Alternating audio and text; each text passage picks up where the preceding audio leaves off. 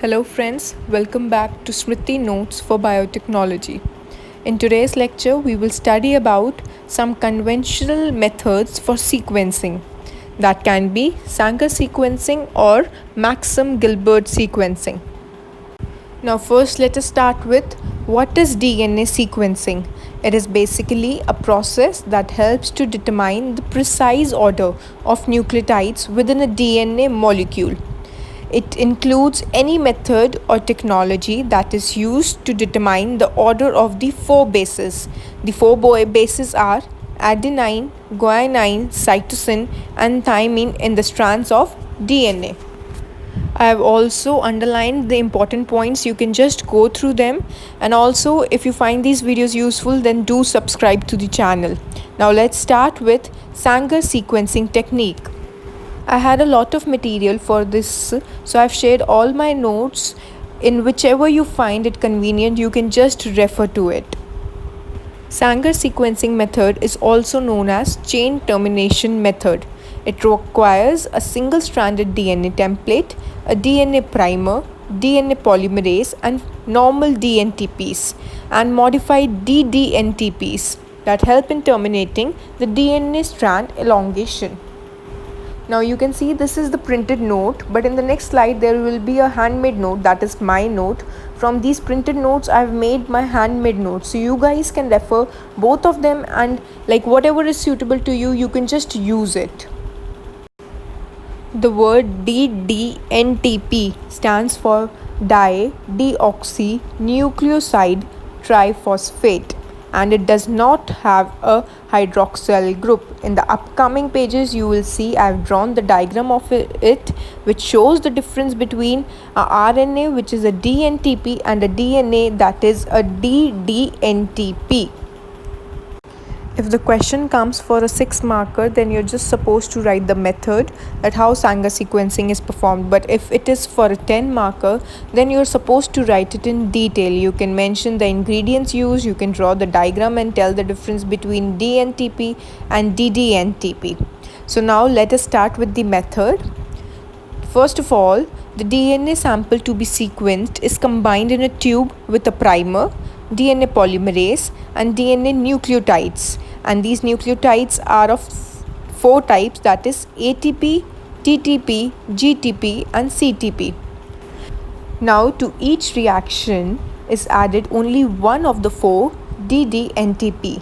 The DNA fragments are denatured and separated by size using gel electrophoresis. Then the DNA synthesis starts and the chain elongates. The length of each fragment depends upon the position of incorporation of ddNTP. This is the diagram showing Sanger sequencing. In the upcoming slide, I have drawn a diagram with hands. You can also refer that diagram. And at the last, the DNA bands are then visualized by audio radiography. And DNA sequence can be directly read off by the X-ray film. Now I've mentioned some uses and limitations of Sanger sequencing method. You can just have a quick look at it and write them in your notes as well. And if you want a copy of these notes, as in you want a PDF of these notes, you can just comment it, or you can just drop a message to my Insta account. I'll be mentioning the link below. Now this is again the same topic, that is chain termination method, also called as Sanger sequencing.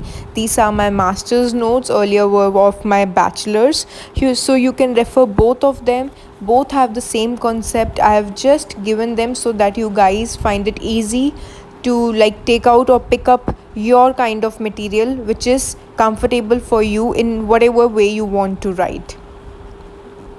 Because whenever we study, we always refer to 3 to 4 books and some links as well. So that's why I thought of mentioning all my notes so that you guys can refer, and whatever is missing in the either thing, you can just draw it or mention it in your notes. See the diagram here, and also written the mixture is first heated to denature the template DNA and then cool so that the primer can bind to the template. So this was an important points I have mentioned along with the diagram.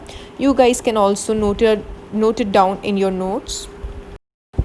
I hope these are useful to you, and if you find them useful, guys, then do share it with your friends, and do not forget to like and share, and also press the bell icon so that you do not miss any update. Also, I've given the question paper for this subject. You can just have a look in the playlist last year question papers, in which every question paper is there. And if you need notes for any particular subject, you can just drop a message in the comment section or just message me on my Insta account. Now, one more important question in Sanger sequences is, now will all the fragments be labeled? The answer for this is no, it won't be labeled. I've mentioned it in detail. You can just go through it. Sometimes the question may be asked regarding this. Now you can see the diagram which I have drawn in 4 test tubes. You can see. You can also draw it in your exams. Using all these diagrams and all helps you to get more marks. And now this is the summary of Sanger sequencing. That is, I've drawn a flow chart to revise the method. You can also go through it and write this in your answer. Now next is Maxam-Gilbert sequencing. This method is based on nucleobase specific partial chemical modification of DNA and the subsequent cleavage of the DNA at specific sites. Now let's have a look at the procedure. First, we denature a double-stranded DNA to a single-stranded by increasing the temperature. Then, the radioactivity labeled 1' end of the DNA fragment to be sequenced by a kinase reaction. Now, cleave the DNA strand at specific position using chemical reaction. Now in the 4 test tubes, we will have several different sized DNA strands. Then the fragments are electrophorized in high resolution acrylamide gels for size separation, and then these gels are placed under X-ray film, which then helps to yield a series of dark bands which show the location of radio-labeled DNA molecule. The fragments are ordered by size, and so we can deduce the sequence of the DNA molecule. Now here are some pros and cons of Maxam-Gilbert method.